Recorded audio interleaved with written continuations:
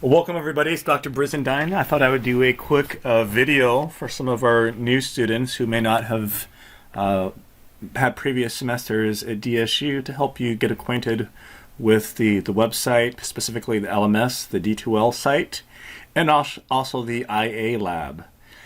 Point of information, previously I've always just taught undergraduate courses or courses at the doctoral level. So this is the first time for me where I've had students who are completely new to DSU. So I do apologize for not clarifying some of this. Just used to 400 level undergraduates and 800 level students. So on with that. So for those of you who have never encountered the site before, I've gotten a number of emails from people confused about different things. We have our welcome letter down here. I'm sure most of you have read that. I allude to the Pluralsight courses. You can go there. There is a cost to these, but they are very well made, very slickly produced, and very densely packed with very relevant information. So if you are interested in learning some of those reverse engineering techniques, then that's a great way to do that. Of course, there are other things you might find online, but the quality can vary significantly. This one I do recommend because I have looked at them before, and I think they're outstanding, and I'm familiar with both of those instructors. I've got a number of questions about assignments, where they are, how we can find that. So that'll be under assessments, and we go to Dropbox. So let's go ahead and open that up there. So we can see our assignment here, and my view is a little bit different, but it's because I'm an instructor view. But essentially, you would just click on this. It'll give you an opportunity to download the assignment. It'll be a Word document or PDF alongside a zip file.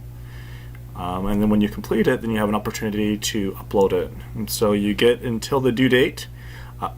And then additionally, if you want to use the grace period, you get an extra 1 week.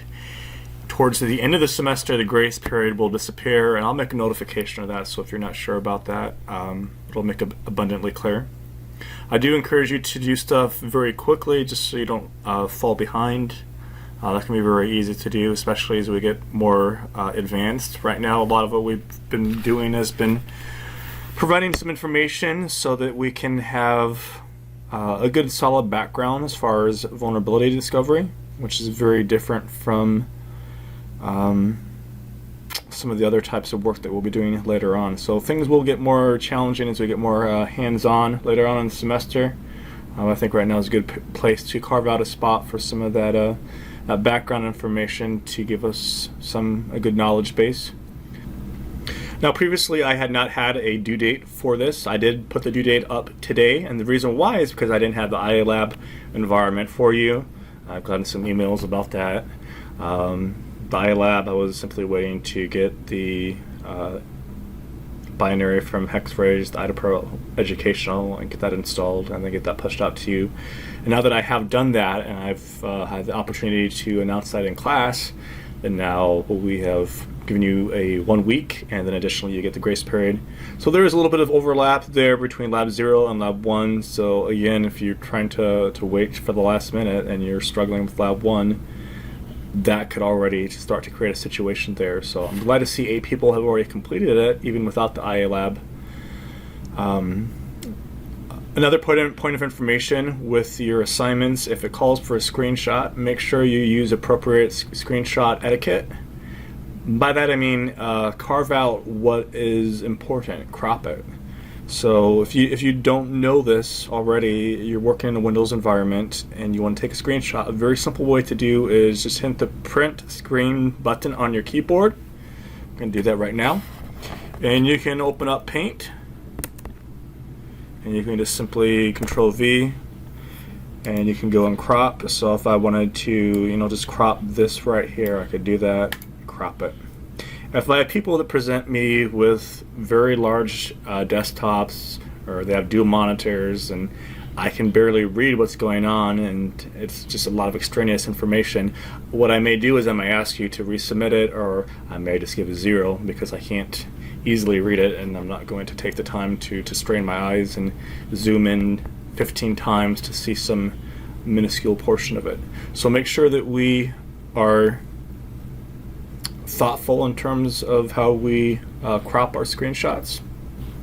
Second thing I wanted to address was the IA Lab. So if you're a new student, you've never encountered the IA Lab. The IA Lab is a way to provide virtualization remotely. So you have this option in this course. If you want to use it, I provide you with the environment. If you want to create your own environment, you're welcome to do so. VMware Workstation Pro. If you go to Google and type in DSU on the hub, you'll find that you can actually sign up for that. It'll be approved in 2-3 days, your account, and then once it's approved, you can go and download Workstation Pro, which typically is a paid product, but you can get it for no cost with a license for 1 year. VirtualBox is another option. That's free. I don't really provide too much information on setting those up. I assume at this stage you probably are familiar. If not, you have the skills where you can find that information online on how to set them up. It's not too difficult. But as I said, the environments are provided for you. So when you have something that's pushed out to you, it'll be pushed out to you in the Learn environment. That's for the student environment. Projects, if you want to go in there and create your own Windows 10 or Windows 7 or Kali Linux, whatever the case, or have a combination of them, a virtual app where you have them networked together, you can do that in the project's environment. And then faculty, this is something that us faculty use, and some other things you don't need to be concerned with. So if you have something that's pushed out to you, and I've given all of you a Windows 7 VM, then you just simply go into one of these. I prefer the Flash interface. It's a little bit older, but for me it just seems to work a little bit better. But we'll talk about both of these. So you can just simply click on it and you'll use your DSU credentials.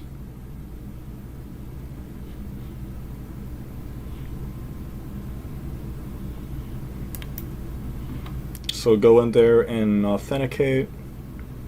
Now as faculty, I very likely will shortly see everybody's VMs, and I can go in there and I can open them up if I so desire.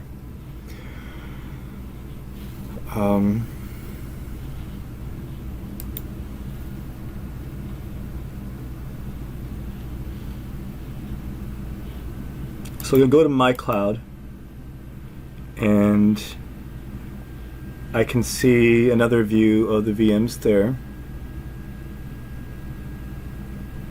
The IA Lab can be slow. I do apologize for that.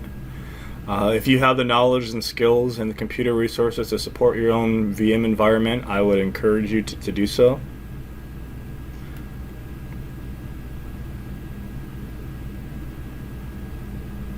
Yes, it really is that slow.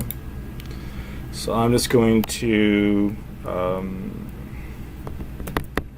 hopefully find one that belongs to me for demonstration purposes.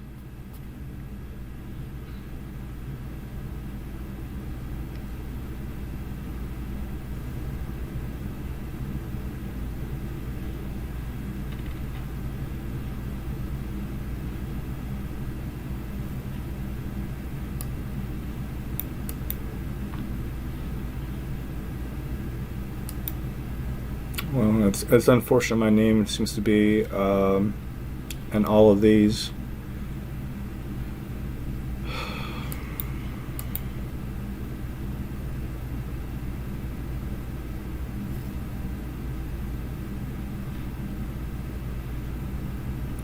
So I guess what I will do, rather than trying to find my own, usually when I create these, I create them in the faculty environment where I only see my own.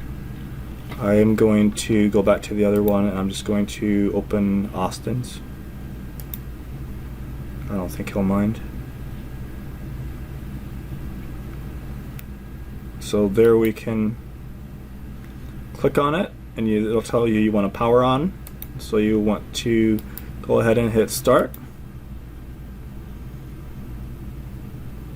It'll take a moment to start, and then once it starts, then it'll be active.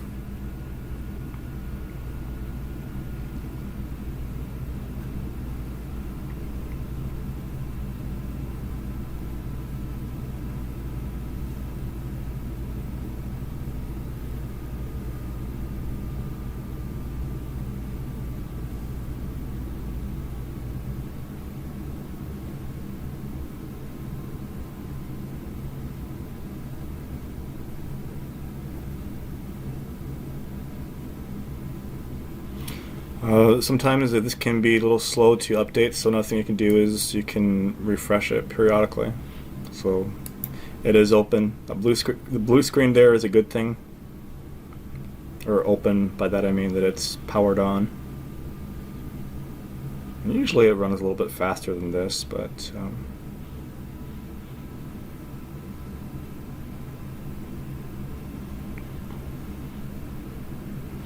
so I'm in there. Now if you want to make this full screen, go ahead and you can do fit to guest or the full screen, and that will blow this up so that it maximizes the resolution available. Otherwise it'll be a smaller resolution. And of course you can use the display settings inside it to modify it as well.